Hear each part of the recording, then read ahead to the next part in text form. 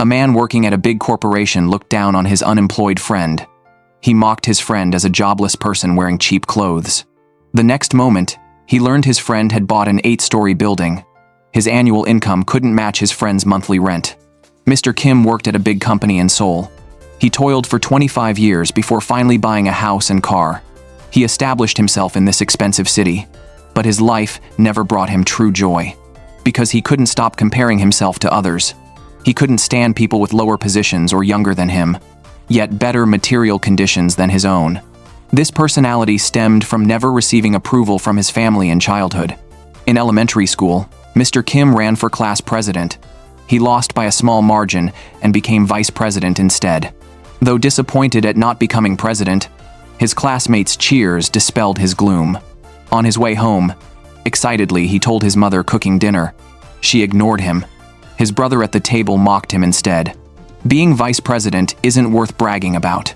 Disheartened, Mr. Kim crumpled his appointment paper.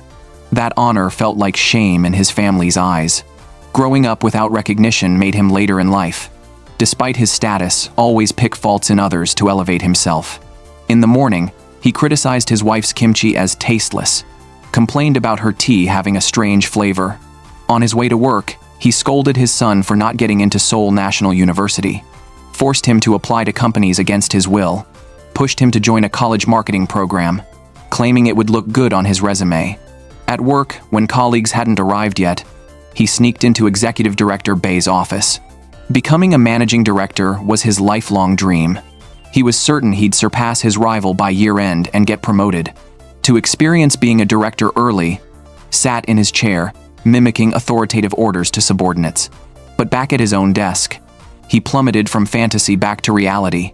Looking around, whether competitors or subordinates, everyone carried more expensive bags than him. Everyone drove more luxurious cars than him. He finally spotted a colleague driving a low-end car. He rushed over to boast about his own superior car, only to learn it was just the colleague's work commute car. The luxury car was reserved for weekends. The reality that most people lived better than him was unbearable to accept. He could only flex his department head status to prove his worth and ease his insecurity. Yet before Executive Director Bae, he was meek and obedient, taking meticulous notes on everything said. When Executive Director Bae assigned tasks, he immediately volunteered to play golf with clients on weekends, denying his rival any chance. His competition for managing director was young Director Do. Mr. Kim looked down on Director Do and constantly guarded against him. Deep down, he couldn't stand that Director Do outperformed him in every way. To match Director Do materially, he reluctantly bought a similar briefcase. After work, he showed off his new bag at a friend's gathering. One casually dressed friend arrived late and jokingly called himself unemployed. Mr. Kim felt far superior and prepared to offer sympathy until the friend mentioned buying an 8-story building last year. Now he didn't work at all, but earned 30 million won monthly in rent. Mr. Kim was rendered speechless with envy. Back home, he dragged his son into drinking with him, complaining about his friend. Sure, he makes 30 million a month as a landlord, but he's just a freeloading unemployed guy who earns no real respect. In his eyes, only someone like him, working at a top multinational company, typing away at a desk in Seoul, buying an apartment, sending kids to university, deserved to be called a great family man. Over the weekend, Mr. Kim drove to pick up Executive Director Bae, preparing to accompany a client to the golf course. Before they set off, he received a message from Executive Director Bae informing him that Minister Do lived in the same upscale neighborhood and asking him to pick him up as well. Reluctantly agreeing to pick up his younger competitor, Mr. Kim felt even more discontent upon learning that Minister Do resided in the same luxury complex as Executive Director Bae. He assumed that the young minister couldn't afford such an expensive house and must be renting. Hoping this was the case, he checked the rental deposit for the complex, which was as high as 3.8 billion Korean won, leaving him utterly shocked. Arriving at the golf course, he had no interest in entertaining clients. Executive Director Bae was displeased with his distracted state and ordered him to tee off first. Mr. Kim's mind was still on the property prices. Absent-mindedly, he swung the club. No one expected that he would get incredibly lucky and hit a rare hole-in-one. The clients also praised him. Amidst the constant compliments, Mr. Kim lost himself. For the first time, he felt the satisfaction of being the center of attention, but this sense of achievement came with unexpected expenses. He had to tip the staff, grudgingly buy the overpriced souvenirs they pushed, and treat everyone to a meal as the sucker. However, the benefits were clear. The business deal with the client went very smoothly. Back at the company, Executive Director Bae raised his hand in front of everyone and loudly declared him the company's #1 gem, calling him a senior director, hinting that he was the one being promoted. At that moment, a subordinate came to report a work issue. To avoid disturbing Executive Director Bae's good mood, Mr. Kim casually offered an obviously unreasonable solution. His full attention was on respectfully seeing Executive Director Bae off.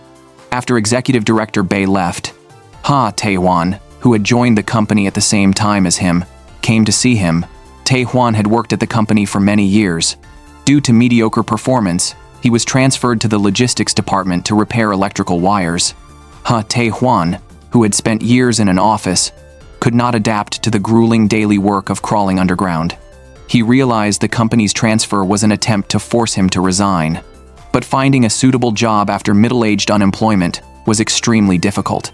With no other options, Tae-hwan pleaded with Mr. Kim to intercede with the leadership and ask for his transfer back to his original position. Mr. Kim felt sympathy. Taking advantage of Executive Director Bae's good mood, he tactfully brought up the idea of helping Ha Tae-hwan. Unexpectedly, Executive Director Bae said that transferring Ha Tae-hwan and pressuring him to resign was his own order. Executive Director Bae reminded him that this was a critical period for his own promotion, and that he should not meddle in the matter. For self-preservation, Mr. Kim did not continue pleading. After leaving the office, he received a call from Ha Tae-hwan. Just as he was about to apologize for being unable to help, he found it was a hospital staff member on the other end. Mr. Kim rushed to the hospital. Gazing at Ha Tae-hwan lying on the bed, his heart was filled with complex emotions. His mind flashed back to 25 years ago, when the two of them had come to the company for an interview. When Ha Tae-hwan bowed and greeted him, he immediately knelt down in a show of feigned humility. While Ha Tae-hwan answered questions sincerely and honestly, he did nothing but shower the company with excessive praise. Finally, the interviewer asked them to evaluate each other. Tae-hwan honestly said he was confident and positive, but he bluntly stated that Ha Tae-hwan lacked confidence. This act of stepping on Ha Tae-hwan to get ahead did not earn him Ha Tae-hwan's resentment. After the interview, Tae-hwan even sincerely wished him success. Now, seeing Ha Tae-hwan in such a state, Mr. Kim was filled with self-reproach. He felt guilty toward Ha Tae-hwan, and even more ashamed to face Ha Tae-hwan's wife and daughter. Back at the company, Executive Director Bae asked about Ha Tae-hwan's situation, while informing him that reporters already knew about the veteran employee in his 50 seconds being transferred to crawl through sewers. This would not only damage the company's reputation, but also hinder Mr. Kim's promotion. He ordered Mr. Kim to ensure Ha Tae-hwan was properly appeased. Mr. Kim returned to the hospital and used his own experience of being distracted yet scoring a hole-in-one at golf to encourage Ha Tae-hwan. He told him not to lose hope and that things might turn around unexpectedly. Ha Tae-hwan wasn't interested in empty consolation. He had no savings or house. His current situation didn't count as work-related injury. He wouldn't receive any salary and had to cover his own medical expenses. His already difficult life had become even harder. All he wanted to know was how the company planned to handle him. Seeing Mr. Kim's impatient expression, Tae-hwan felt disappointed. After 25 years together, just looking at his face, he knew what he was thinking. Thank God I'm not as useless as him. Caught off guard, Mr. Kim felt deeply embarrassed and fled into the elevator in disarray. At that moment, a sharp pain shot through his chest, taking a while to ease. He never expected that Executive Director Bae was discussing Ha Tae-hwan's future with HR, and his own name was also on the list. The HR director proposed transferring He Tae-hwan to Asan Factory's safety management position, with a 5 million won compensation. Meanwhile, the company needed to lay off a section chief with over 20 years of service. The chosen one was Mr. Kim himself. They acknowledged his decent performance in sales, but mediocre management skills. Executive Director Bae felt conflicted, since he had just promised Mr. Kim the promotion to senior director the day before. Caught between official orders and personal promises, he pulled up performance charts of both teams and saw Mr. Kim's team lagging far behind Director Do's group. Frustrated, he scolded Mr. Kim for poor management. Mr. Kim hastily blamed his team members, complaining about their frequent absences and early departures, and lack of focus on work. Executive Director Bae sternly advised him to stop relying on authority alone and to connect with his team members only by understanding them. Could he unite the team? Mr. Kim nodded in agreement. Leaving the office, he happened to see Director Do discussing matters with employees. Their posture and demeanor showed no hierarchical distance. They seemed like like-minded friends. Unwilling to lose to Director Do, Mr. Kim invited 3 team members to the balcony for coffee. On the balcony, the 3 sat in a row like children awaiting a scolding. To bridge the gap, Mr. Kim listed each member's personal strengths outside work, but his ingrained patronizing tone couldn't be changed. The initial affirmation eventually turned into criticism. He thought this would improve his image among employees. Before ending the conversation, he demanded each person come up with 5 ideas for new products. The 3 team members seethed inside, but had no choice but to comply. Mr. Kim smugly concluded he should have had these talks sooner, unaware that instead of closing the distance, the conversation only deepened their dislike for him. To celebrate his son passing the interview, to become the company's university trainee, marketer, Mr. Kim booked a restaurant and brought his family for dinner. But at the restaurant, the server regretfully informed him no reservation had been received under his name. Feeling disrespected, how dare a server question him in front of his family? He immediately demanded to speak to the manager. To avoid escalation, the manager quickly led them to a private room. Only then did Mr. Kim calm down and raise a toast to his son's success. But after a moment's hesitation, his son revealed he didn't actually want to join their company and had already received offers from other firms. Mr. Kim immediately looked up the obscure small company, mocking his son for being short-sighted. He insisted that only established large corporations could truly develop talent and ordered his son to follow his arrangement without discussion. His son refused to compromise, and the father-son standoff began. To ease the tension, his wife pulled out an application form, saying she wanted to take the real estate agent qualification exam. Having seen He Tae-hwan's fate, she worried Mr. Kim might suffer the same consequences one day and wanted to prepare in advance to prevent the family from falling into financial ruin. However, Mr. Kim believed women should stay home and manage household affairs. He confidently assured them that he would definitely be promoted to Tongwoo and that there was no need to worry about family expenses.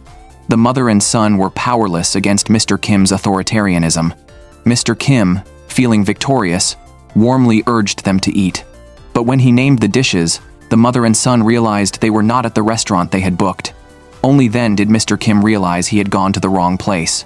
His wife expressed concern about his mental state, but he dismissed it, saying he had just been too busy and tired recently. The son demanded that he apologize for scolding the server just now.